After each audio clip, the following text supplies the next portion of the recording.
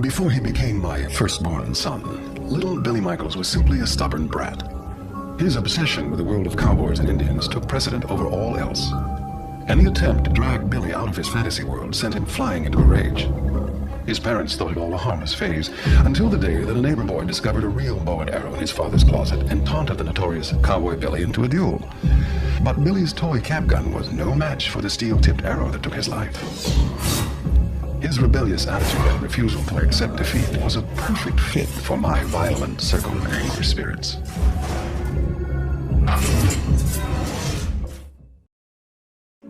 Most people have gambled at least once in their life, but for Jimmy the Gambler Gambino, betting was his life and death. The son of a bookie, Jimmy spent his childhood days at the track instead of at school, and his nights in the gambling dens of seedy bars. Eventually, Jimmy opened a booking business of his own. Unable to turn down a bet, he barely covered his payoffs. Jimmy's reputation caught the attention of made man Larry the Finger Vitello. Larry approached Jimmy to place a large bet on the long shot in a heavyweight fight. Jimmy knew the risk, but needed to uphold his reputation, so he shook hands with Larry and sealed his fate. As his fighter took a deciding blow, Jimmy fainted to the floor. When Jimmy came to, Larry had arrived to collect his winnings, but Jimmy was cleaned out, so Larry made an example out of him.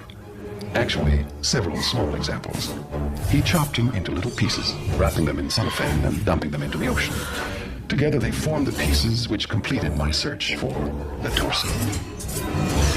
Bound woman's name was Susan LeGros. Born with a silver spoon in her mouth, Susan had it all.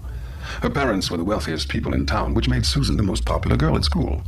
Life couldn't have been more perfect, but Susan's one flaw was how she treated men. Flirting and toying with whomever she chose, she left a long trail of broken hearts. Her friends warned she'd live to regret her ways, and they were half right. In Susan's senior year, she dated the star football player Chet Walters. The night of the senior prom, Chet caught his prom queen in another boy's arms. The next morning, the boy was found clubbed to death, and Susan was missing. 2 weeks later, Susan's body was found, buried beneath the football field's 50-yard line, bound in rope and strangled to death.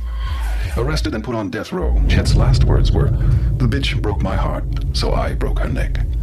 That jealous monster would have made a nice compliment alongside Susan. Such wretched words and behavior, but his results were quite fitting. The easiest choice had to have been the withered lover, considering Jean Criticos was my nephew's wife.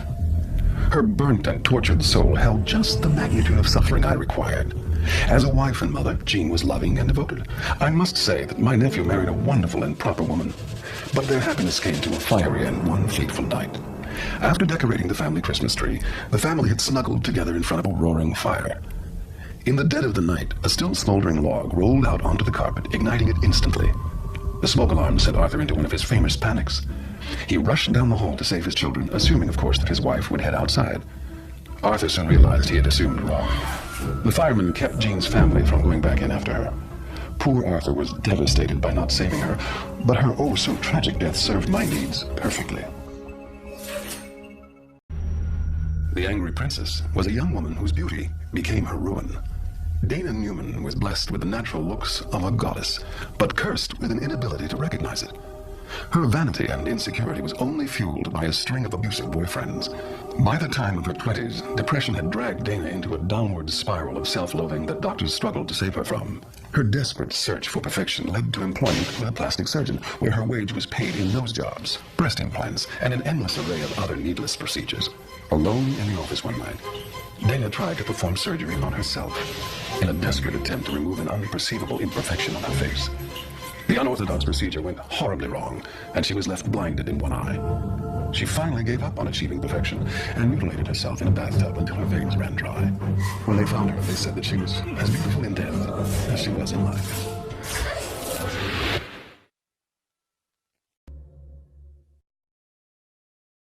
Miss Isabella Smith was my choice for The Pilgrimess.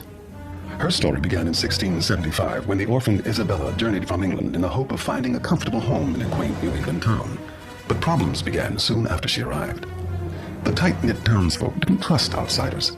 When their livestock started to die mysteriously, the town's preacher accused Isabella of witchcraft. She denied the claim, but the town quickly turned against her. As more livestock fell ill, the preacher acquired a mysterious illness. The town rallied into a frenzy, cornering Isabella in a farmhouse which they lit on fire. But moments later, Isabella miraculously crawled out, still alive, and without a single burn upon her skin. The astounded townsfolk sentenced her to a slow death in the stocks. There she stayed for weeks while children stoned her, women cursed her, and men spat on her. The humiliation proved worse than the pain. Finally, Isabella succumbed to starvation. Whether or not she was a witch, I can't say, but her powerful anguish served for my need. Strangest ghosts I caught had to be Harold Shelburne, the great child. His 3-foot-tall mother, Margaret Shelburne, was wildly overprotective of her son, smothering and spoiling him from infancy, and never stopping as he grew. Harold could barely care for himself, and as a result, remained in diapers his entire life. Mocked at every turn, they sought refuge with the traveling freak show run by a man named Jimbo. But even a life in the circus was no escape, as they were continually taunted and tormented by their own twisted kind. One night, some of the freaks kidnapped Margaret as a cruel joke. In a panic-fueled rage, Harold destroyed the entire carnival in search of his mother. When he finally found her, she had died of suffocation. Filled with hatred, Harold grabbed an axe and had his revenge on the freaks, displaying what was left of them in the carnival for every paying customer to see. When Jimbo found out what had happened, he had Harold mutilated beyond what you or I can comprehend. Well, maybe you. And you thought your family was weird. Margaret Shelburne, the dire mother, was a shy woman who could never stand up for herself, partly because she rose to only a mere 3 feet in height. Since childhood, she was stared at for her pint size. Her own mother would even sometimes dress her like a doll. Margaret didn't care, as long as she found some perverse form of acceptance. A carnival barker named Jimbo put her on display in his freak show. Life was horrible, being an attraction for people to gawk at. One night, while sweeping up a donkey pen, she was raped by the tall man. She spawned a beastly offspring of her own. Oh, she loved her dear son Harold, more than life itself, never letting him out of her sight. The circus workers teased and tormented him relentlessly, a conflict that played itself out with bloody resolve that left nearly the entire circus free of life, including poor Margaret and Harold. Well, as they say, there's no business like show business. George Markley was a happy, honest blacksmith in the early 1890s before the horrific events that transformed him into the Hammer. A hard-working man named Nathan wrongfully accused Mr. Markley of stealing and threatened to run him out of their booming town. Knowing he was innocent, George stood up to Nathan and refused to move. One day, when George's wife and 2 children were walking home from the market, Nathan and his gang of thugs attacked them, brutally killing them. Enraged, George tracked down Nathan and his friends and beat them to a pulp with his massive blacksmith's hammer. The local townspeople captured George and dragged him back to his shop, where he received a brutal form of frontier justice. Tied to a tree, nails were driven deep into his body with his own hammer. They finished the job by cutting off his most prized possession, his hand. Crudely fastened to his severed appendage was the tool of his livelihood, the hammer, ready for one last chance at vengeance. Ryan Q, the man who became the Jackal, was born in 1887 to a prostitute. Ryan later developed a sick and insatiable appetite for the female gender, attacking prostitutes and stray women with the cunning of a wild animal. As a means to cure his insatiable appetite, Ryan committed himself to Borehamwood Asylum.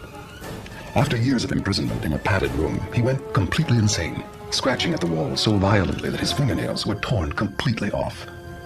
The doctors kept him permanently bound in a straitjacket, tying it tighter when he acted out, causing his limbs to contort horribly. Still fighting to free himself, Ryan gnawed through his straitjacket until the doctors finally locked his head in a cage and sealed him away in a dark basement cell. There, he grew to hate any kind of human contact, screaming madly and cowering whenever approached by people. When a fire broke out in the asylum, everyone but Ryan escaped. He chose to stay behind and meet his deserved fate. The Juggernaut was known in life as Horace Breaker Mahoney. Horace was born oversized and horribly disfigured, spending his childhood as an outcast. His mother abandoned him at an early age, and his father put him to work in the junkyard, where Horace's teenage years were spent alone, crushing and chopping up old cars. His father died, and with no parent to steer him, the 7-foot-tall giant snapped. His first kill was a pair of female hitchhikers. He drove them back to the junkyard and tore them apart with his bare hands, feeding the pieces to his dogs. Many more kills followed. His MO was towing stranded motorists back to the yard, where he would meticulously break every bone in their bodies. But his luck ran out, as it always does, the night he picked up an undercover female cop.